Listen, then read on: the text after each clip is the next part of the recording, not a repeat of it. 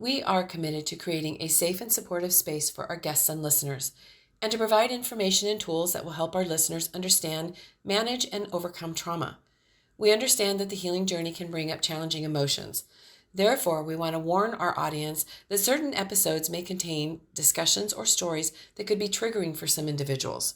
The content of the podcast is for educational and informative purposes only, and we encourage you to practice self-care and discretion while listening, and to reach out to a trusted support system or professional if you feel overwhelmed and need help on your healing journey.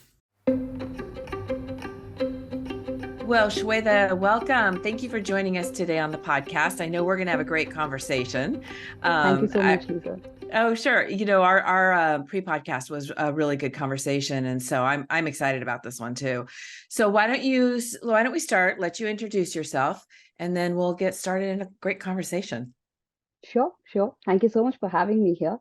Quick introduction to me. I'm Shwetha. I belong to India, and I'm currently recording from Mysore with you guys. And a quick introduction to me. I was a banker, a graduate from your MBA B school, regular run of the mill, was doing a 24/7 job until it just felt not enough. There was everything was good on paper in terms of the role, the designation, the kind of people I worked with, the kind of challenges it posed, and the growth was great, but it just felt empty continuously, and the void never went away. So I moved out in 2019 to start my self-discovery journey, and that took me on many trails. And today I'm a podcaster, a coach, a yoga trainer, and I'm the founder of a space called Being Meraklis. Meraklis from the Greek word meraki, which means to do something with all of your involvement, all of your presence, devotion, and being, so that we balance the doing with the being. The reason why Being Meraklis called out to me was that somewhere I felt that all of us take living for granted. We just while away our days, either suffering our own minds or whatever it is in terms of our life events and things that happen to us, and really not be able to cope with it. And Being Miraculous essentially was created as a space to say that, can we at least reduce the suffering? We may not be able to control life events or what happens to us, but at least can we ensure that our suffering is limited and we really find a way to thrive, live to the fullest of whatever it is that we can do within our capacities, and really experience life to the maximum. I always say that my journey or my purpose is to see how can we really maximize life, because to me every day feels like a blessing, and how can we really make the most of what we've got with our resources. And the weakest link in all of that seems to be our minds, because it does play havoc. It can like the Bhagavad Gita says, the mind can either be your friend or your enemy, depending on how you are associated with it. So the really journey of Being Miraculous is to say, how can we befriend our minds and really be able to master it, so that we don't suffer our minds. We might suffer life, we might suffer events, we might suffer trauma, but not our own minds. That's the mission with which we're working. And that's a quick background to who I am. Oh, that's great. And, and what you're really talking about is self-awareness. And I loved what you said in our pre-podcast. And that was, you mentioned that so often we sleepwalk. And that hit me, because that's exactly what I did for most of my life. And I just completely lacked, I shouldn't say completely, but I didn't have the self-awareness at all that I have today. And I know that's what we're going to get into, because that's it. And I've said it throughout the podcast that is really the key to begin your healing and or your growth journey. You have to have self-awareness, because that's where you're going to catch everything. Absolutely. And I think that's just the way we've been conditioned as a society, right? Our education systems just tells us to go from point A to point B, point B to point C, and you're just on the journey, right? You finish your schooling, you go to college, you finish your college, you go to your post-graduation to a job. And once you're in a job, the rat race for promotions, it just never ends, right? And at no point do you really question and say, what do I want? What am I trying to build in this life? What do I want to create? What do I want to leave behind? Am I leaving the world a better place than when I came in? We don't ever pause to ask these questions, and that's why self-awareness becomes critical. Otherwise, we are just leading life on autopilot from one thing to the next, like we're machine cut zombies, and we're moving to precision. We are functioning very well, technology works, and all our conveniences are great, but where is life in it? Where Right. is our presence in it? Right. You mentioned you were a banker and it didn't feel fulfilled. And I can completely relate to that. I quit my full-time job. Now I'm a podcaster, but I quit my full-time corporate job just over a year ago. And it just is what it is. It wasn't for me anymore. It was, and I mentioned this in another podcast. I had one of my therapists that I had at the time say to me, "You'll never heal in a corporate environment." And it's true. It drains you. So I felt the same way. I felt like I wasn't fulfilled. I felt like I had a message or I had something, but it wasn't there. Yeah, absolutely. And I think a good caveat here to mention is that it's not that the corporate is good or bad, or, Right. entrepreneurship is the only way to do it. It's just that, are we making intentional choices and are at peace with what choices we make, right? There are many perks with the corporate, and of course, healing can happen anywhere. I think that's my personal belief that as long as we are aware and we are conscious in terms of our choices and beliefs and the attitudes, if we are making sure that that is aligned, we can heal wherever we are, right? Mm-hmm. But I think it is about making those conscious choices and being at peace with it, right? So corporate definitely offers certain structure, stability to our lives. Those paychecks keep coming in on a regular basis. There is all Right. of those things, right? But I think what happens is that when, what you mentioned about sleepwalking, when we are not consciously choosing our environments, right? Mm-hmm. Like you rightly said, maybe it didn't feel aligned to me, it didn't feel aligned to me as well. But I think it's about making that conscious choice. If you are consciously choosing to be with it, you'll find a way to work around it, right? You'll find a way to use that structure and stability to fuel your growth. And we have seen many people thrive in those environments as well. But is it aligned with who you are? Is it aligned with what you believe in? Is it aligned with what you value the most? When we start making these choices consciously, then that conflict or that dissonance doesn't really arise, or that friction, the way I Mm-hmm. like to call it, right? Mm-hmm. So you found more alignment when you were on your own and you could independently choose and actually convey the message that you're here to do, which is absolutely great. And I think what we also need to realize is that our lives can't be defined by a job description. I think Yes. in a corporatized world, a lot of times we've defined our identity and Mm-hmm. our self-worth to what we do, and the role or the status or the jobs that we hold, but that's just a designation. It's just a Mm-hmm. hat that we play. When we diminish ourselves to that, that's where I think it starts to become claustrophobic, because we are much bigger than that. And when we are not allowed room for expression beyond that job description, I think that's where the friction starts to arise and we feel Right. inadequate and dissatisfied to a large extent. Mm-hmm. And for me, when I'm looking back on, my adult years, I lived in fear. So I will tell you that a lot of my choices were out of fear. And so I guess if you want to call it a little bit of self-awareness, I mean, I was aware that I was in fear and that every choice I had to make was trying to get me out of that fear. That's when I think back on that, that's really what it felt like. And I was definitely in survival mode. I was absolutely in survival mode. So, um, you know, it's so I'll tell you, it's so empowering being aware of yourself and being aware and realizing, oh, wait, I can make choices here. I may not see what the choices are right now, but I can research it and I can figure it out. The other way that I was living, where I was in complete survival mode, was I felt so hopeless and helpless. And which then just stirred up the fear even more. So then if anything did actually happen, I was already so wound up that I would hit the ceiling, And so for me, the self-awareness has been really empowering. Huh?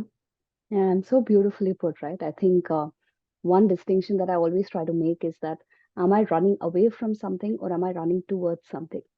A lot of times when we make fear-based choices, what we're really doing is running away from something. And running away is always going to catch up to you, because there's only Mm-hmm. so much you can run, right? Right. Those things that are there hidden behind those closets within our minds will always come back and surface as many times as you run away, because you can't run away from your minds. That's the biggest challenge, right? All of Yes. us who are traveling the world to discover ourselves and, hope to forget our miseries, we forget that we're carrying it in our minds. And this is not something new. Seneca said this, I think, centuries ago, when he said that, you're traveling with your mind. So it doesn't matter where you go, because you're carrying that madness with you, right? And that's the thing with us. So even when we are making those fear-based decisions, we know that we've made those decisions out of fear. And it is a very primal need for humans to seek that security. I think that's one of the reasons why I love delving into philosophy, because this is not a question, Lisa and Shweta are trying to figure out in the 21st century. This is a age-old battle humans have been trying to discover again and again and again, because it's so fundamental to our very existence. We seek that security, and our minds cannot compute uncertainty because there are just so many unknown variables. Mm-hmm. And we need to realize that we've given our mind the job of ensuring we survive. And to survive in an uncertain world is the most tricky thing. So Yeah. you can't blame your minds for going on an overdrive to protect you, because there's just so many different ways in which we can be threatened. So what helps me in that journey is to really try and make peace with the unknown, try and make peace with the uncertainty, realize that there is always going to be things that are beyond my control, and it might not go in my favor all the time, right? That's why this journey of self-awareness becomes all the more critical, because you start building that resilience in you. I think I read this definition of meditation, where it said that the biggest benefit meditation gives you is that you can remain happy independent of conditions around you, right? And I That's found that great. so very profound, because Yes. that is what we're seeking. If we are dependent on one condition or the other, saying that, okay, if I get that raise, if I get that promotion, if I have that six-figure business, we are always going to be miserable, right? Mhm. And the truth is that there is just so many external variables, luck, right time, right place, right opportunities. There are a million things. You can try all you want to control all the variables, but it is never going to be the same. So really understanding how can you make peace with that fact that, okay, there are going to be unrealistic, I mean, unimaginable consequences to my actions. Can I be brave enough to face them? Right? And that's where awareness and all this work, meditation, journaling, all of it really helps us build resilience, so that when things don't really go in our favor, can we also take that in stride and walk ahead? Right? And Yeah. desire driven over fear led is always a better choice, because you're at least you're choosing to pursue something, right? You're choosing intentionally to pursue something. And when you make that intentional choice, there is also that commitment to see it through. Mm-hmm. Unlike when we are sleepwalking, when we're simply walking through life saying that life is happening to us, when Mm-hmm. we start consciously making the choices, what we're really doing is taking responsibility for it. And when we start taking responsibility, the power is back. What you mentioned in terms of being that helpless or hopeless self, you're not giving your power away. The power is still with you, right? Can you still take it with stride, even if the external situations are not favorable? I think that's where we start to get confidence in our own selves, and also realize that we are still a very, we are a smidgen compared to the universe, and there are many Yeah. other variables at play. You also have that humility that goes with it. Yeah. It's interesting because you mentioned about, we can't control other situations, right? This is what we can control. This is what we're responsible for. And when I realized that, that was hugely liberating for me, hugely. And it kind of took me off the hook because I'm not responsible for everything anymore. And you can't be in control of everything. You can't manage everything. And when you try, you will run yourself into the ground, among many other things that could happen, right? So that was really liberating for me when I realized, okay, first I was angry, I'll be honest. First I was angry because it's that whole thing of, oh, I can't control it, right? Truly realizing that I can't control it. And then it became liberating. And I was like, for the first time I could kind of breathe, I'm not responsible for everything in the world. Yeah. You're responsible for your thoughts, your choices, and your actions. That Mm-hmm. you're 100% responsible for. Right. No matter how And your much you try to reactions. shirk. Yeah, absolutely. How you Mm-hmm. respond to situations around you. All of that is 100% within your control. Right. Others is within their control. So you can only hope and pray there. Yeah. So I've got a question for you. And I think this is going to really help. And this is a question, a lot of times I ask the guests, to submit any questions they may have. And you submitted some really great ones, which I really wanted to dive into. And the first one is, where can people begin their journey of deepening self-awareness? So Yeah, get out of their sleepwalking. absolutely. I think it begins right where you are, right here, right now. right? Again, that's one of the reasons why I say that the self-discovery doesn't happen in spiritual retreats or in the Himalayas or, traveling to India. You don't have to do all of that for self-discovery. Right here, right now, as you're listening to this conversation, you can start tapping into your own awareness, right? When we're talking about deepening our self-awareness, what are we really talking about? We're talking about understanding our own selves. And a large way I'd like to think about it, the easiest way would be to start with our thoughts because it's not very subtle. It is quite loud in our heads. And we can immediately start with by simply assessing that, saying, what am I constantly thinking about?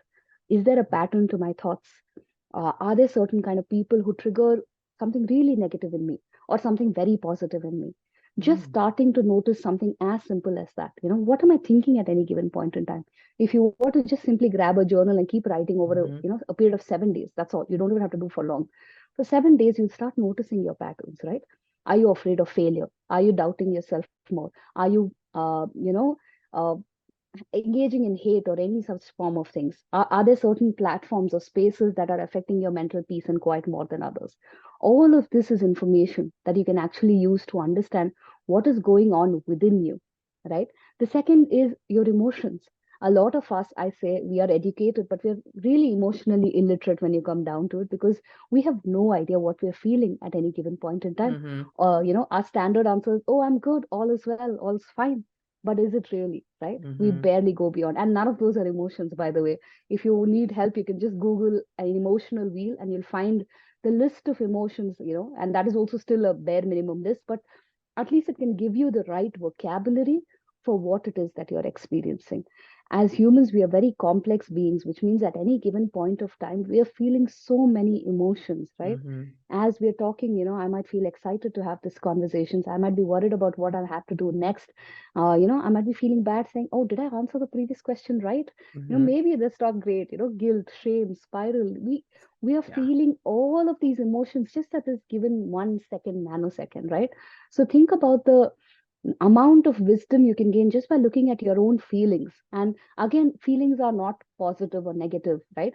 They might have a pleasant or an unpleasant sensation, but Mhm. all emotions are valid and they're teaching you something about yourself, right?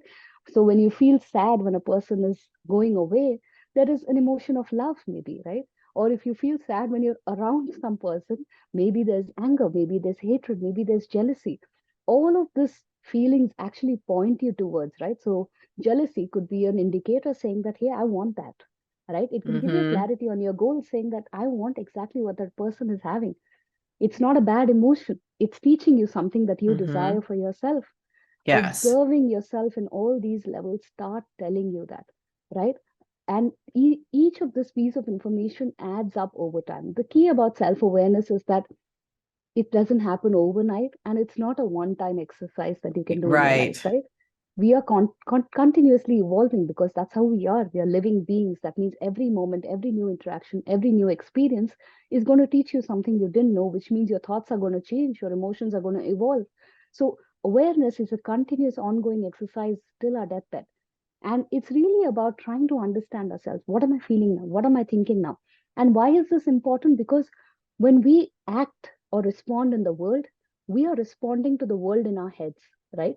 So if I Yes. believe the world is a kind place, I act with kindness. If I Mhm. believe the world is out there to hurt me, I have all my defenses up and my guards up, and I'm out there protecting myself, right? So Mhm. our actions and our reactions depend on the kind of meanings and interpretations we have in our heads. Yes. That's where understanding ourselves becomes really important because that's when we start to realize, oh, why am I acting like this? Mhm. Right? I think that person is really mean and, selfish, but maybe they have their reasons. Maybe I can have a conversation with them and ask them, saying that, hey, you know what? When you do something like this, it makes me feel this way. The point is that as adults, we can't even have conversations like that. Instead, we resort to Yes. yelling, fighting, throwing things, Mhm. cutlery, breaking things, right? And where is their communication? Because we don't understand ourselves. So, understanding ourselves, I think, is the beginning of any transformation journey. And for us to take responsibility for our actions, we Yes. need to understand our motivations behind our actions. So, one of my teachers very beautifully says this question saying, in doing what you're doing, what are you really doing? That's a If you great really ask question. yourself, yeah, if you really ask yourself this question, you'll be amazed. amazed, because sometimes you may not even have an answer. You're just yelling for no reason, right? Yeah. You might be having a fight with your spouse, but what you really need is food because you're hungry after a long day. Or maybe you just Mm-hmm. need some rest, you need sleep.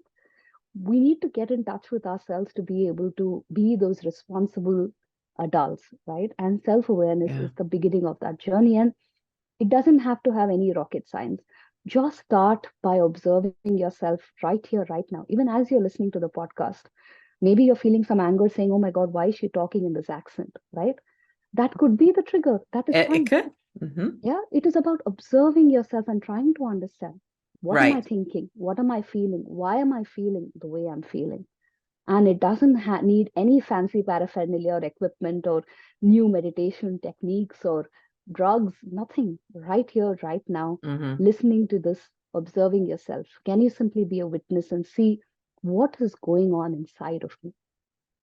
One thing I want to add to that, and this was huge for me, is and be kind to yourself while you're, especially in the beginning of the self-awareness, because it would be real easy to look at it and become judgmental. And I had someone say this to me, and it has stuck with me because of my background. That is exactly what I used to do, is a lot of judging, especially with myself. Replace judgment with curiosity. And that's exactly what you were saying. Start looking and asking, just ask yourself, why did I get so upset when I heard that? Why did that bug me so much?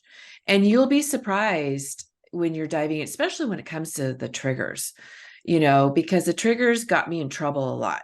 And there was no space at all between the trigger and my reaction. And so it didn't come out well. And so I think just replacing curiosity with, or excuse me, no judgment, Yeah. instead curiosity. I don't know if I'm saying that right. Yeah, Replacing judgment with curiosity. There we go. And that is huge. And just be easy on yourself. absolutely. I mean, it's so when I hear this being said, right, and I know it needs to be said because we are so hard on ourselves. Mm-hmm. I always say this to my coaching clients, saying that, if a friend were to come to you and tell you that she made the same mistake you did, will you be so harsh on her? The answer Right. is absolutely no. You'll tell her, oh, it's okay, it happens, you'll try another time, Right. failure is part of life. You'll tell all of this to someone outside. But in our own heads, we are such critiques Mm-hmm. and we're so harsh on ourselves that we need to remind ourselves, can you be kind? Can we be compassionate? And I think a very important part of healing and growing is to start befriending yourself. I always say Exactly. you need to be your own best friend, because you can't fight Exactly. yourself and expect yourself to heal or grow. It doesn't work that way, because you need yourself to work with you as you walk that path. Who else have you got, right? So Exactly.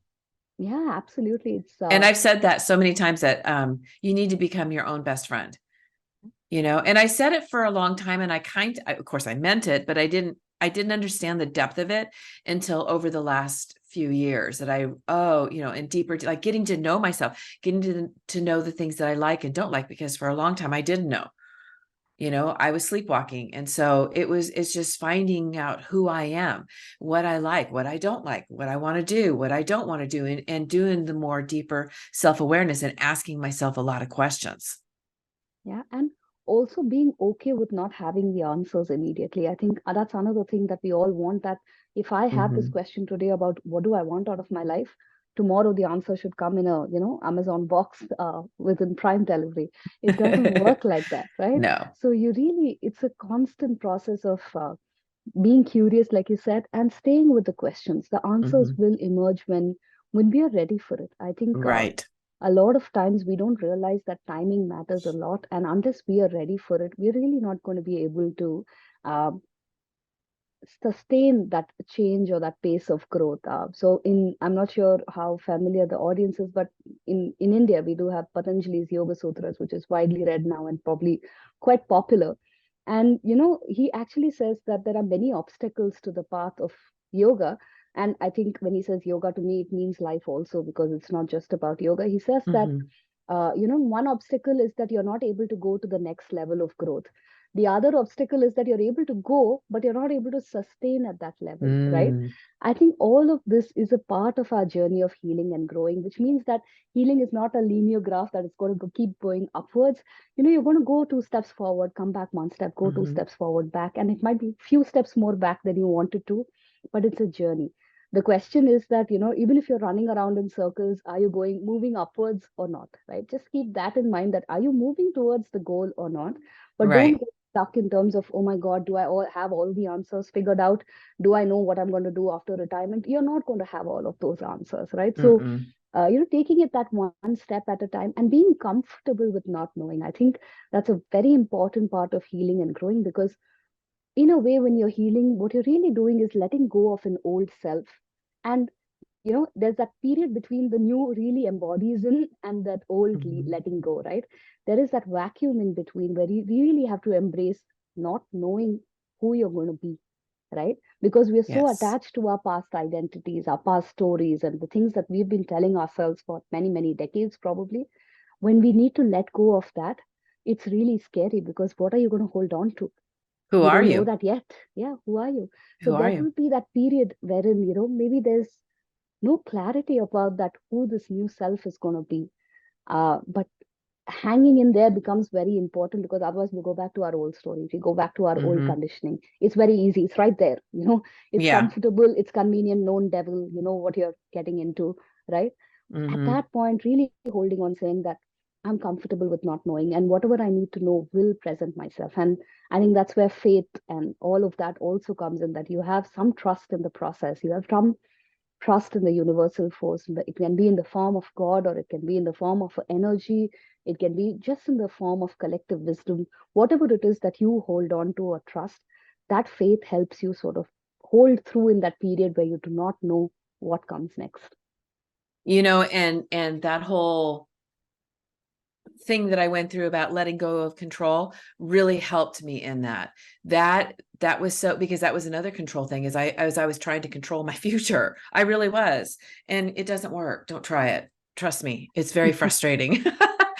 Speaking from And experience. speaking from firsthand experience, but that was one of the things when I realized, and it was a moment it was a situation that I was in my living room when I realized it, and it hit me hard.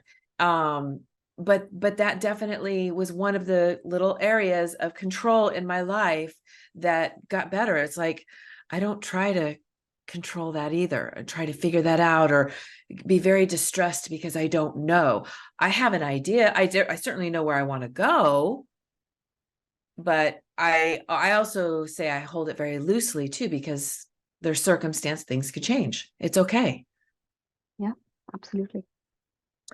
So that was great. So you gave a really great description of the deep awakening, self-awareness.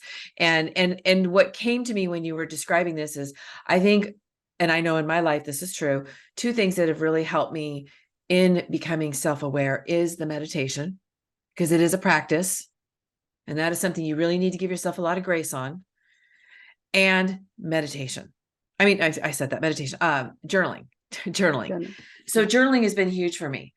And sometimes it's just writing what's going on in my head at the moment. Sometimes I ask myself a question. Sometimes I just want to, there's something I just want to write. It's not right or wrong. It can be a couple sentences. It can be 5 pages, whatever. Yeah, But that's getting stuff. Because when stuff bangs around in your head, and you're the only one that's processing this, it can get really confusing, and it can send you in the wrong direction. A lot of times, either speaking it or even writing it out gives you a different perspective. absolutely. Absolutely, yes. I think those are definitely two practices that I swear by as well. Journaling, in terms of just asking yourself every day morning, what are you feeling today? You know, Mm, just starting by saying, today I feel, and just write. You'll be amazed at how many different feelings you feel every it's single true. morning. It's not consistent, but there will be patterns that you'll start emerging from that, right? But something as simple as, what are you feeling at any given point in time, or what are you thinking at any given point in time? There is a very Yeah. interesting practice called as interstitial journaling, for those of you who would like to check it up. It's a very beautiful way to really understand what goes on in your mind. So I usually like to do that once every 6 months or once every year, just to try and understand what is going on in my head all the Hmm. time. But practices like journaling, meditation, and even reaching out to, say, therapists or your community for actually having conversations, listening circles. I think these days there is just so many options available with the internet. There Yeah. is just no there's no inadequacy of these things. It's about, are you willing to take that next step and move forward, right? So Mm-hmm. if you are, a simple Google search will give you a million options, and trust your gut to find what is right for you at that Mm-hmm. moment. And it'll keep changing over a period of time. Maybe there will be a period where journaling is your practice, and there will be a Right. period where meditation solves everything that's happening within you.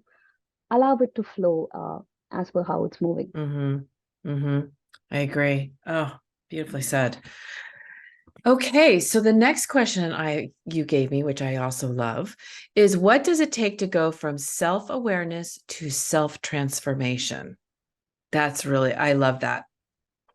Yeah, because the thing is that is one of the core of what we do in Being Miraculous. I call that our journey is that we facilitate the journey from self-awareness to transformation, is because just knowing alone is not enough, right? Right. So, say for example, in 2019, if I discovered saying that, hey, I hate my job, or it's not giving me what I really want it to give me, and I stick with it for the rest of my life, saying, this job could give me more and I could feel more fulfilled, but it is what it is. So let me stay in the job, right? It does nobody any good. I'm going to grow up to be bitter and resentful, and people around me are going to suffer the consequences of that choice because I'm not happy and satisfied with the choice I'm making. So the journey really was that, how can we really move from that awareness to transformation?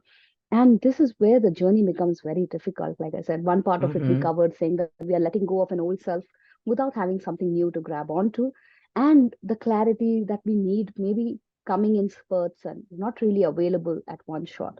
So when when I made my journey, I realized that there were three broad parts to it that I felt like, I had to jump through hoops towards getting there, but it broadly felt like three broad parts. The first part was clarity, right? I call it the three C's. The first part was clarity, saying, who am I? What am I here to do? What do I want to do? What do I want to leave behind after my life? What am I here to create, right? And these are big existential questions that open up an entire can of worms because you have no idea. I asked myself this question for the first time at 24, 25, and the first response I got was stone cold silence because I had never asked myself that question. So, Yeah. how would I really know what do I want in my life, right? So, clarity is the first thing that you need to start to solve for. Once you get that awareness, saying, okay, if this is not it for me, what is it going to be, right? Trying to ask that. And there is no right or wrong answers there. You start by identifying who you are, what your past has been so far, what do you really value or cherish, understanding those core values and going step by step towards building that life that makes sense for you, wherein you say that, okay, this is what I'm here to do, this feels like the work I've been called to do here, and it resonates with me. And when I finish it, it feels fulfilling. It doesn't matter whether it lead me to some point, but just the act of doing gives me so much joy and fulfillment, Mm-hmm. right?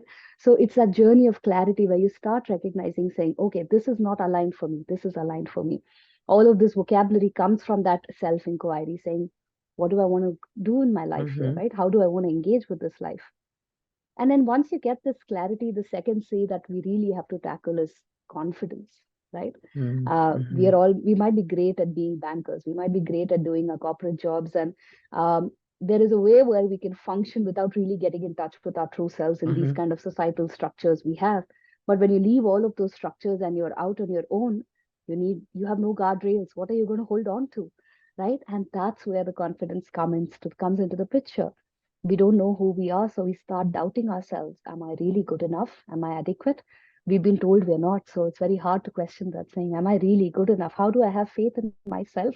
Because I'm used to putting faith in authority figures and societies and elders Mm-hmm. around us, but nobody's taught me how to believe in myself. So Mm-hmm. that is the journey that we need to do. And then there is worry and fear, because who knows what's coming next? There is anxiety Mm-hmm. about the future, there is uncertainty, and there is a very real possibility that I could fail, right? There is two sides to self-awareness. One is that, when you're ignorant, it's perfectly blissful, right? You have no idea what could go wrong. But when you're aware, you could very clearly see what could go wrong, right? The bets Mm-hmm. that I'm making might fail stupendously and, in a larger scale. Those fears are real. So really finding that confidence to walk that path. And I think that is where we really come home to ourselves and say that this purpose that we want to work towards is much more meaningful. It's bigger than you and me. It is bigger than my ego. And this is where ego puts up the biggest battle, right? Because it knows it's a losing war and it doesn't want to lose. So it's going to put up as much fight as possible so that you go back to being your conditioned self. You don't forget all of these things and go back to your automated sleepwalking habits. And this is where it's the toughest battle and where we probably feel the loneliest because we no longer Yes. connect with the people we used to connect with before. And we've Hmm. not really found our new tribe yet. It's That a is very, so very true. lonely journey. Yeah, Hmm. absolutely. It's a very lonely journey at this point. You don't know who you are. You second guess your own choices. You start to think, am I really doing the right thing? How come society has managed to live like this without ever questioning this? Why am I the only one? Is there something wrong with me? All of those questions, one after the other, one after the other. And I think I read this line somewhere, new level, new devil, right? So Oh, at I've this heard, at this I've heard level, that. yeah. It's So true. at this level, the devils are really up, like they've got Yeah. all their weapons and armory in store and they're going to, they want to take you down. So Yes. I think the second C that we really have to conquer towards making that self transformation is finding that confidence in ourselves, having that faith to really walk that path. And the third, I would probably say, is that even once you do this, commitment, right? The Hmm. commitment to consistently walk the path. Because, Yeah. like I said, this is not something that's done and dusted once. You know, Hmm. whatever inner child wounds that we carry or whatever past traumas that we carry, they keep resurfacing, in Hmm. different shapes and different forms. The ego is very, very shrewd that way. It comes in very subtle, deceptive ways. You don't even realize it's raised its ugly head again, but it does, right? So it's Yeah. a continuous process of weeding out what's unpleasant, weeding out what's unnecessary, saying no to things that are no longer you, right? You have to continuously commit to the path, and you might have to make that commitment when you don't have all your strength, when you don't have all the necessary support that you need, when not everything is as rosy as you'd hoped it to be. Can you Hmm. still commit to walking that hard path? That's where it gets tricky, right? Or a lot of Hmm. us kind of trickle down here and say, we put our hands up and say, okay, I can't do this anymore. It's a big, big fight. I can't go into this new self, right? Think about your maybe weight loss regime 6 months into it, right? You've been Yeah. eating your greens for so long now, and now you just want to go back to eating those burgers, right? You're done. I mean, you're tired, and it's Yeah. understandable. But can you commit to the path even at that point? Because that's the true litmus test. Because once you commit long enough, then you suddenly reach a point where there's no going back. That old self Hmm. is completely buried in the Hmm. past, right? So, for example, now when someone asks me about who Shweta was in 2016 or who I was as a banker, I don't relate to that at all because Hmm. that person is so far gone behind. It's no longer there. It's only in my memories, and only if I want to reawaken it. Otherwise, it's no longer there. It doesn't, the person who I was then, that anxious, nervous train wreck I used to be then, is no longer calling the shots. So you Mm. reach that stage, but you need to be really committed and consistent in that journey. And it's always going to be a battle, right? It's going to be a hard battle. But again, remembering why did you start in the first place? What is that larger Mhm. purpose? All of that is what keeps you going through in these small inconveniences that I like to call, Mhm. because they really are small. They might feel very big at that point to us because we are so absorbed in that process. We're so close to it, we're so attached to it, but it's a continuous process, right? And again, I keep correlating the wisdom of yoga and the philosophy of yoga there because in Yoga Sutras, again, Patanjali says this very beautifully that that last level of samadhi or kaivalya, you need to let go of the knowledge you've gained to reach that point, Oh, right? So can you imagine? It is no. that level of surrendering and letting go that to really reach that highest peak, you have to even let go of all that knowledge and wisdom you've gained, everything that has actually brought you to that point, right? So it is a continuous process of letting go of Mhm. everything that is not necessary. And you need to do that to really reach that transformation because otherwise it's just temporary change. You had a nice mood, everything was favorable for you in your environment, and you behaved nicely. There's no big Mhm. deal, right? I think I read this somewhere where they said that if you really feel you've healed and evolved, like they say, go back and live with your parents for a couple of weeks, right? expose yourself to all the old triggers, and you'll realize nothing has changed. The same triggers still get to you. Yes. So it's really about slowly weeding them out. They are not going to magically disappear. And this is something that there are no shortcuts, sadly, right? I swear, if there were Yeah, that's shortcuts, true. everybody would be resolved and Hmm. healed by now. You and It I'd is be out of exactly. business. Absolutely. And I'll be happy to do that. Yeah, I would be I'm happy to be out of business. glad to be Absolutely. out of business in this case. But Yeah.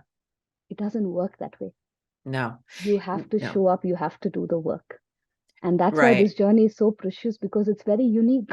What shows up for you as obstacles in your journey and what shows up for me as obstacles in my journey are very Correct. different.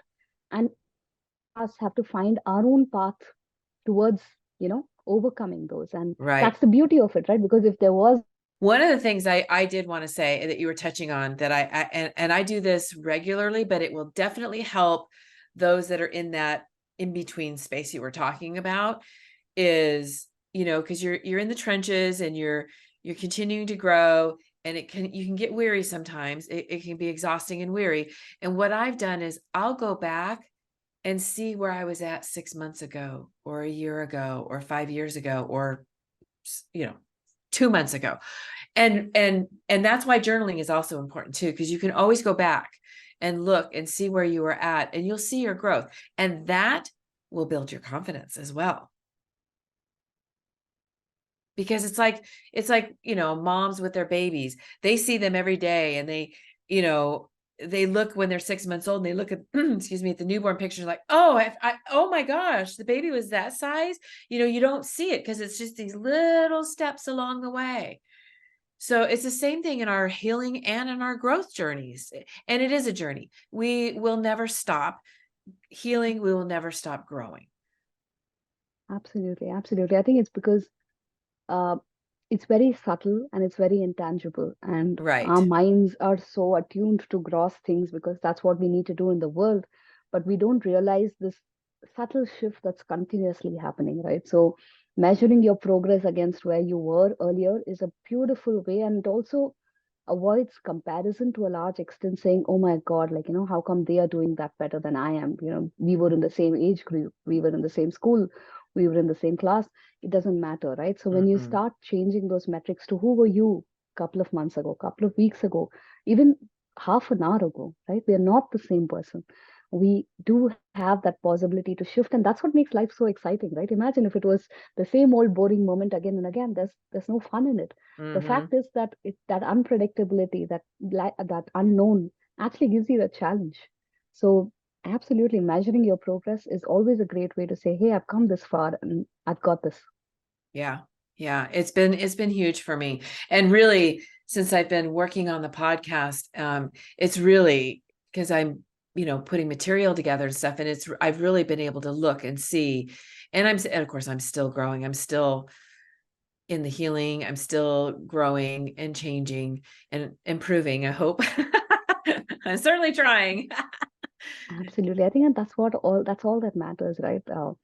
I, I keep going back to our education because I feel that fundamentally these were things we came knowing, and then we had to, forget about it to kind of fit into where we were forced to fit in. But, we've been fed this promise of arriving somewhere, and Yes. all of us have kind of consumed it in some unknown way, that we all keep thinking that, oh, if I get to that point, if I get there, if Hmm. I do that, if I achieve this, if I accumulate this much wealth, then everything is going to happen. Right.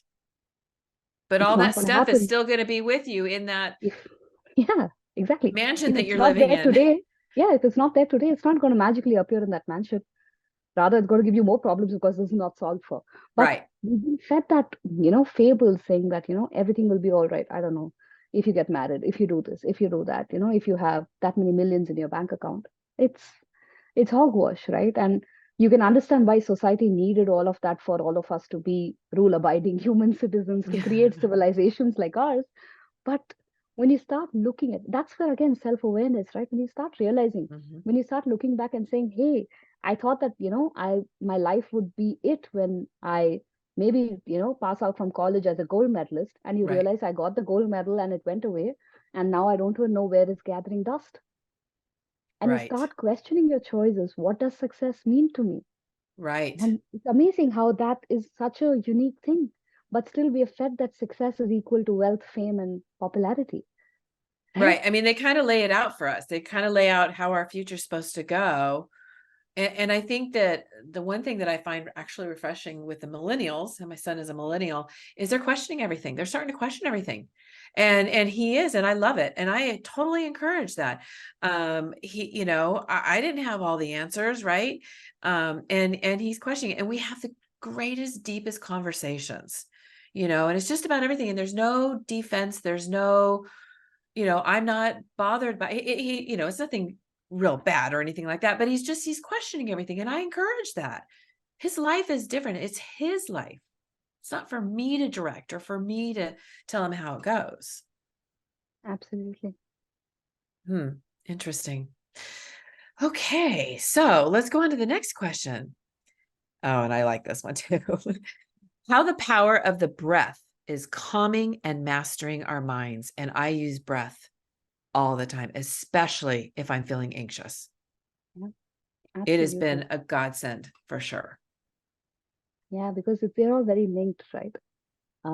One of the quickest things that I think, again, if I were to go back to the Yoga Sutras, where Patanjali says that a very quick link is that when you feel that the mind is not right, he gives you 4 signs to say what is really happening, right? And he says the 4 signs that the mind is not in a balanced state is dukkha, daurmanasya, angameva jayatva, and shwasa prashwasa. Dukkha means pain, right? So if you're feeling extreme amounts of pain or discomfort, that is first sign, or suffering in a way, right? Yeah. You're feeling that sorrow or that suffering. Second, he says daurmanasya, which is depression, right? When you feel hopeless, when you feel like, oh my God, there's nothing to do. So again, a sign of a mind that is not balanced, a mind that is not functioning to its optimum. Then he says in the body, angameva jayatva, that means physically it starts translating to illnesses, something that feels uncomfortable, right? There are tremors in the body, he says. That means the body is not at rest, right? So we say when you're saying anxiety, maybe there's congestion in your chest, maybe there's, yes, heaviness in your stomach, or, you just feel claustrophobic, you're not able to take enough breaths in or enough breaths out.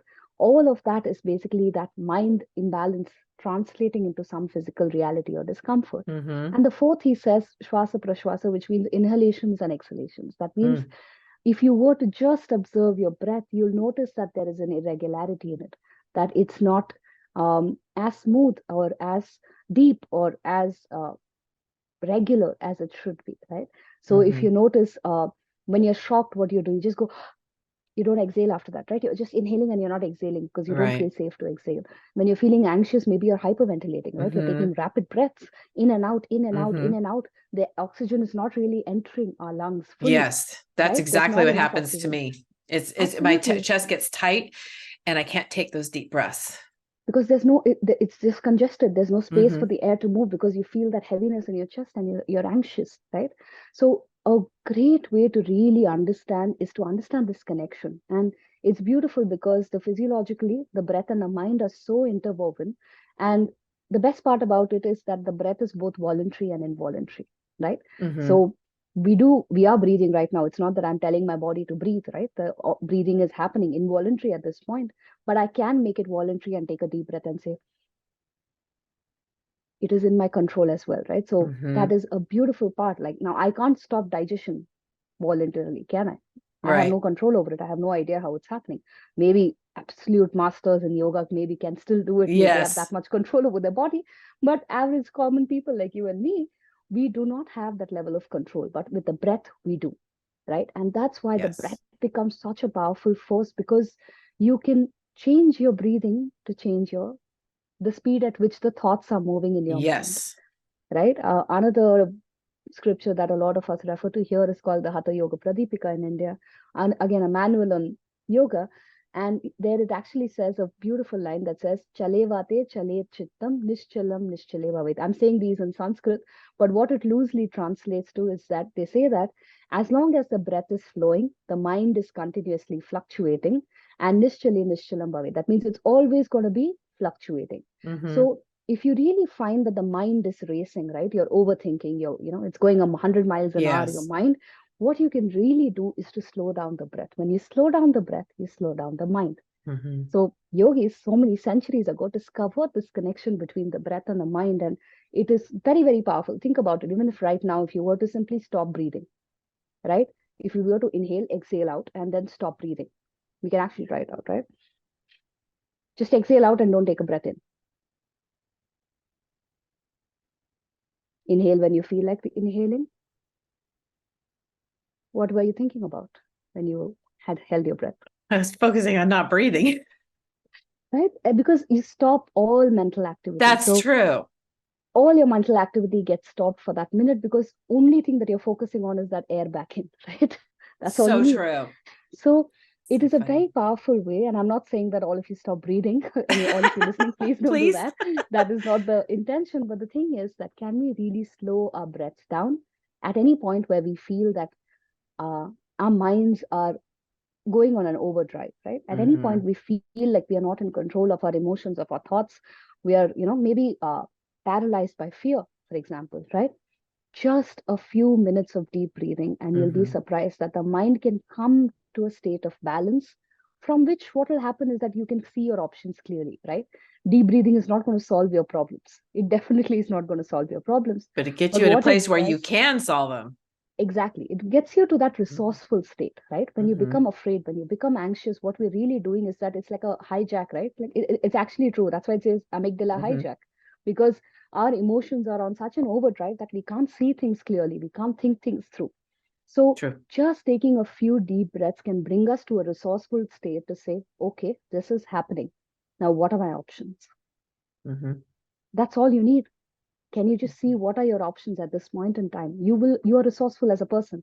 You just have to come back to that resourceful state and say, okay, what options do I have, and choose what is the best option for you to move forward.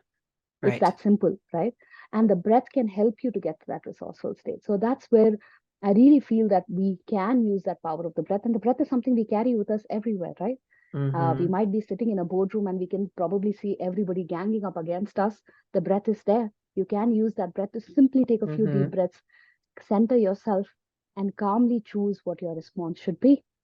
You might be in a commute and, maybe a past trigger came up in your memory and that is affecting you and you're suddenly shocked. Use your breath again, Mhm. Yeah, right? I use my breath too, for my mind, but also for my heart rate, because sometimes, when you're feeling anxious, your heart rate raises Mhm. up, and I really don't like that feeling, and I'll use the breath to get it to slow down. And it does, and that helps with your mind, because I'm concentrating on my breath. I'm concentrating on slowing my breath down, taking it in slow, taking it out slow, and all of a sudden this isn't going, and it gets my heart rate down.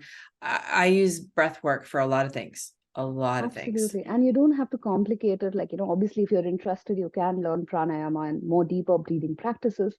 But a simple practice of just ensuring that you're exhaling twice as long as you're inhaling, what Correct. it really does is physiologically it activates your parasympathetic nervous system and it operates, it basically turns on that rest and digest mode within you and says that, hey, it reassures your mind saying, hey, everything is safe. It's fine. Because Mm-hmm. clearly, think about it, right? This is a primal survival function that we have. When we are, being chased by tigers, we wouldn't have had the chance to take a deep breath and exhale twice as long as we inhale, right? Right. So when you do have the luxury to really do that, your mind realizes, oh, okay, maybe I read the situation wrong. Maybe it's not that dire. Maybe we are not threatened. We are going to survive. We're going to make it through. And it can actually calm down, right? So Right. the only way you can stop that stress response or that trigger that has been activated is to activate your parasympathetic trigger Mm-hmm. nervous system. You can't stop your sympathetic nervous system. None of us can do that. What we can do is activate our rest and digest mode. And a good way to signal our mind saying that everything is safe, we are in control, we understand what's happening, is to extend those exhalations to twice as long as your Mm-hmm. inhalation. So just try and do that no matter what the circumstance, you will come back to that resourceful state. And from that, everything is available to you. Agreed. That's exactly what I do. I exhale longer than my inhale. Yeah. And yeah, that is, I breathing, I can't say enough about it. I cannot say enough about it. Yeah. Absolutely. It's it's been a huge game changer for me, for sure. Um, okay. The last question: navigating emotional overwhelm and how to raise our emotional I hope I say this word right. Quantitant? I think quotient must be emotional quotient, maybe. Okay. So, yeah. So, I mean, basically what you're saying is, and I completely identified with this question. So emotional overwhelm, which a lot of people deal with, especially people who are walking through their healing that have had, especially childhood abuse. That's a big one because I'm one of them. And how we can manage that better. How we can, self-awareness makes us aware, okay, I'm feeling emotionally overwhelmed. I'm feeling overwhelmed. And then how do we get to where we can manage that? Absolutely. Absolutely. I think, again, awareness is the first step, right? Like you rightly said, being able to understand, what am I feeling at that moment I'm feeling? Can we really identify? And in certain cases, if you've actually done the work, also identify the source. Where is this coming from? Sometimes that also helps us understand. And if it is something that's coming from the past, reminding ourselves that we are no longer that in that unresourceful state of a child depending on our parents, say, for example, or child depending on people around them or the society, saying that you're an adult who can take care of yourself, right? So navigating emotional overwhelm is really about first becoming aware here and now, saying in this present moment, what is really affecting me, right? A lot of times it's probably something from the past, it's probably something from the future. When you come back to the present moment and you recognize, saying that, okay, this is something that's happening, A is happening because of B, and this is making me feel like C, because of which I'm acting out like this, right? If you're able to draw that thought pattern, now you may not be able to do this real time, right? Say your boss is yelling at you at your workplace and you're feeling triggered, maybe because you had an angry parent and they, you know, um, that kind of trigger creates certain responses in you, and you really want to run away or hide or break down or whatever it is that it's causing in you. Now, at that moment, you can't sit and do this analysis, right? So that's absolutely fair. But once you are out of that situation and return to a certain baseline, right, wherein you're calm, gathered, collective, in a state where you can be objective about it, right? Then taking that role of a witness and really saying what happened, right? What was that activating trigger that made me feel the way I did? And then really saying what are the beliefs underlying it, right? What is it that I'm believing about this situation that's making me feel the way I do? And because of that, what is the consequence? What am I ending up doing, right? So if, say, the boss yelling is making me feel or that I am inadequate, and that is that belief that I am not good enough, and because I feel I'm not good enough, I end up making more mistakes at my work, right? Which Vicious creates cycle. that loop again. So being able to really witness this and say, okay, this is what is happening, and maybe I can rewire this beliefs, right? Because I can't change the boss yelling at me, but I can change my beliefs and what I do consequently because of my beliefs, right? So maybe I'll realize, saying that, okay, I made these mistakes and these are things that I can change because this is within my control. And I realize that I'm resourceful, I'm capable, and I will do my best to do my job as best as I can. And am I really doing that in my action? And then slowly that cycle actually comes down, right? So it is very important for us to start being more emotionally intelligent and really question, saying, why am I reacting the way I'm reacting, and where is it coming from? And if it is coming from things that are within our control, can you change it? And if it's things beyond your control, can you accept it? I think both are equally important, right? We kind of put a lot of burden on the doing because we feel like, oh my God, if we were to work more 14 hours, maybe that will be better, right? If I work 16 hours, even better. Maybe if I work 20 hours, even better. It doesn't work that way, right? There will always still be certain things that are beyond your control. That is where acceptance comes in, saying, can I be at peace knowing that this is not within my control? And if it's something that I really cannot even change or influence, I simply have to accept it, right? It's the weather. Take the weather, for example, right? Maybe winters are not my cup of tea at all. And they put me in a dizzy in a way where I really can't do anything about it. And, I'm just going down a vicious spiral. Really stopping and checking and asking yourself, saying, can you do anything about the weather? The fact that the sun's warmth is not reaching you, can you do anything about it? No, right? But maybe there are certain things you can do. Maybe you can be in touch with your friends more in that period. Maybe you have more community gatherings. Maybe you have more community dinners. Maybe you travel to a tropical place, whatever it is, right? You're able to understand, saying, okay, this is happening. These are things that are beyond my trigger control, and these are things within my control. For these things within my control, this is how I'm going to act. This is how we need to function as resourceful, rational adults. but most of us don't even realize all of this is happening within us, right? We are walking, True. talking volcanoes, and then, we honk our cars, we yell at the person who comes in front of us, and just because we woke up on the wrong side of the bed, right? Right. But if we did have this emotional self-regulation, for example, I have a coaching client of mine who tells me that, what, when I'm on a very foul mood, I actually walk into my office and tell my team saying, don't come to me for the next couple of hours, right? Because I know I'm going to be reacting. I do And that. yeah, because that is what we can do as adults when we realize that, okay, this is affecting me. And when Mm-hmm. this affects me, this is how I'm going to be. And Mm-hmm. this is what I need to calm myself, to regroup myself, and come back to a state where I can interact with people. Can you imagine the amount of baggage we can not carry by ensuring Right. just we do this? Right. That's it. Right. And, and what keeps coming to my mind is this is a really great way to journal. This is the way to work through this and ask those very questions that you were saying, and writing it out. And when you're writing it out, don't try to control it. Just write what's coming through your mind. You'll be surprised. I do this exercise quite often. You just write what's going through your brain and you're thinking, oh, it's not going to make any sense. It may not make a ton of sense. I don't know. Mine always has. And you'll get a lot of answers, or at least a clue in a direction to go. Absolutely. Yeah. Yeah. And that's the thing, right? Because it may not always come to you in one go. Maybe you won't be immediately able to say that, okay, this is the voice I'm hearing, and the voice is probably not the boss yelling, it's my father yelling or my mother Correct. yelling, right? You may not probably get it all at once, but it's a journey, right? It's like peeling the onion, one layer at a time, one layer at a Correct. time. You're slowly removing things that are no longer necessary until you get to the core of the problem. Mm-hmm. Right now, what happens is that we are constantly at the symptom level, right? If I'm feeling depressed, pop in some antidepressants, right? If I'm feeling like I don't have any energy, take pills that can actually solve for that. But why Mm-hmm. do I not have energy? What is draining my energy? Why Mm-hmm. do I feel depressed? Who is making me feel depressed? What kind of situations make me feel depressed? When we start asking those questions and really go to the root of the problem, that's when it's not going to occur again. That's when we are going to be Yeah. self sufficient in a way where we can really be in control of what is happening within us and why. And it doesn't have to be done by your own. I'm not saying that don't seek professional support or anything like that. Right. Your journaling and your meditation can actually complement really well with the support system that you Correct. have around yourself.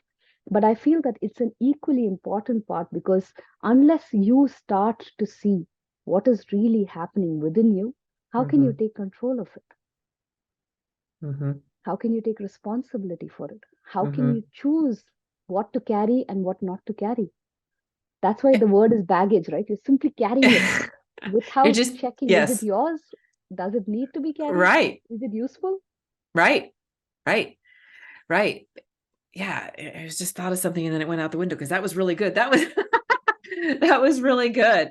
Well, what I was going to say is, and as the onion is being peeled and as you are discovering more, it having understanding is so helpful and healing for sure, and builds your confidence for sure. Because for me, and I don't know if this is true for everybody, but I think it is for a lot of people, having an understanding about something just gives you kind of a peace. And understanding these situations and why you act that way empowers you. And so that the next time you get triggered or something happens, you're able to go, no, no, I recognize that. I'm gonna take a step back for a minute. I'm gonna think this through. And it's very empowering for sure. Absolutely right. Because then it goes back to the first thing that we spoke about, saying, is life happening to us or are we creating the life, right? Right. When we stop believing that life is happening to us and we are intentionally choosing how to act, how to respond, how to react to situations, there is that choice, there is that volition, there is that sense of agency saying, I choose this. And Mm-hmm. when you choose it, things are very different. Very true. And I was thinking when you were talking about self-awareness, when you were talking about that, the different steps, what came to me is self-awareness is kind of like opening the door. You're now kind of opening the door to whatever it is you want to do. It's being self-aware, and here's your choices now. Because, and the reason why I say that is, for me, when I think back to when I was in survival mode and completely had no self-awareness, you don't see other choices. Yeah. You're in a panic mode. I was in a panic mode. I was in survival mode. I was problem solving. And our brains are built to help us problem solve, but we can't leave it to the brain to try to solve it because it's going to do something that's not going to be beneficial to us. But that's what I was doing, is I was making my decisions out of fear and trying to quickly find that real quick way to fix it, and not being self-aware, which would then open the door for me to take a deep breath and look and see, okay, this isn't the only choice. There are other choices. And I did that for years, and it is a very scary place to be. Yeah, it is. It definitely is scary because, there is some comfort in the known. True. It's predictable. It's, the patterns, you've been there. And even if you've endured a bad share of it, it's still something you've endured. So, you can survive, right? On the contrary, something that's a blank canvas is scary because what's going to emerge? You don't know. Yeah. So Yeah. courage then becomes a very, very important virtue for us to cultivate, to really say, I'm going to see this through. Mm-hmm. And it's motivating as you begin your healing journey and you're growing. You talk about sometimes there's 2 steps forward and sometimes a step back, which is totally okay. But it is very empowering, and it is motivating. And you'll go through growth spurts, or you'll go through a healing spurt, and then you kind of take a break, catch your breath. That's how it's worked for me, where I take a little breath, I take a little break, I can kind of catch my breath and wrap my head around it, and then get ready to go on to the next step. Yeah, absolutely. And you choose the pace, right? That's the beauty of it. Correct. It doesn't have to be at the pace at which I run. It doesn't have to be at the pace at which you run. It can be at the pace at which you're comfortable with. And that also changes, right? Your capacity. Yes.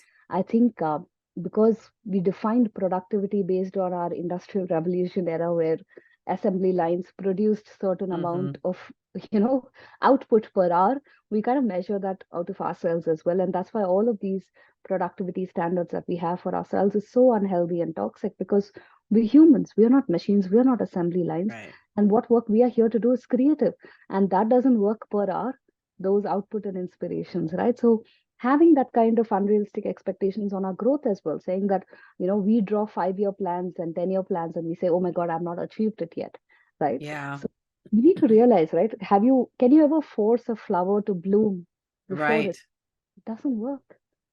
You can try as you want, you can even peel it up. You're just going to kill it.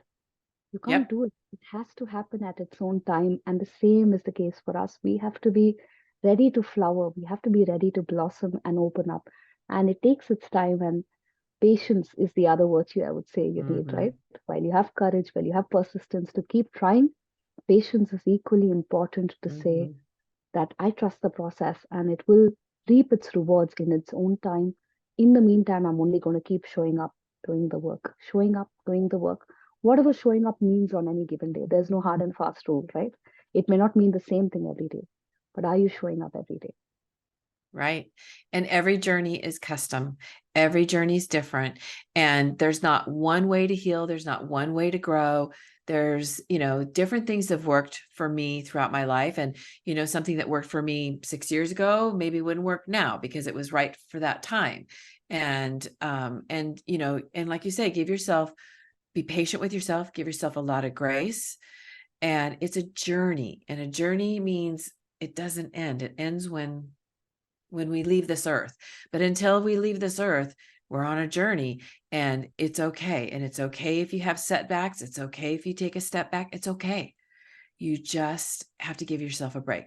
And it's very true for those, I will say, that are healing from childhood abuse, because we can be so incredibly hard on ourselves. I just recognized about a year ago one of the voices in my head, and it was my mom screaming at me.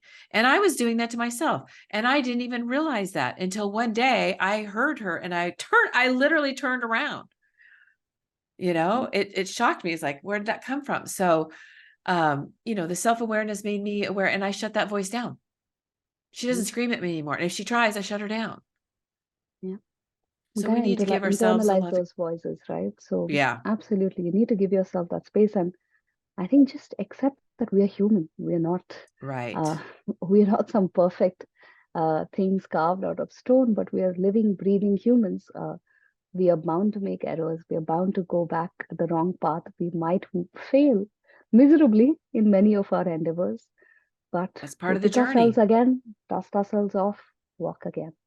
Right. How And many other times it takes? you brought up a really good example earlier about, would you talk to someone else the way that you talk to yourself? And remember that when you hear that voice, there's a self-awareness one. Try to catch it and go, wait a minute. I would never talk to my husband like that. I wouldn't talk to my daughter like that, my son. Why am I talking to myself like that? You won't There's talk to our something mortal in it. enemies like that. I know. And it's so interesting because when I became aware of that, the one thing that I remember thinking was, why is that okay with me? Why does that feel, it didn't feel right. I'm trying to think of the word that it felt. It felt comfortable. Yeah. It felt comfortable. Why am I comfortable with that? That's the word. And it's because that was my norm as a kid. And Why I is that now am allowed? becoming self-aware, and now it's not okay. Yeah.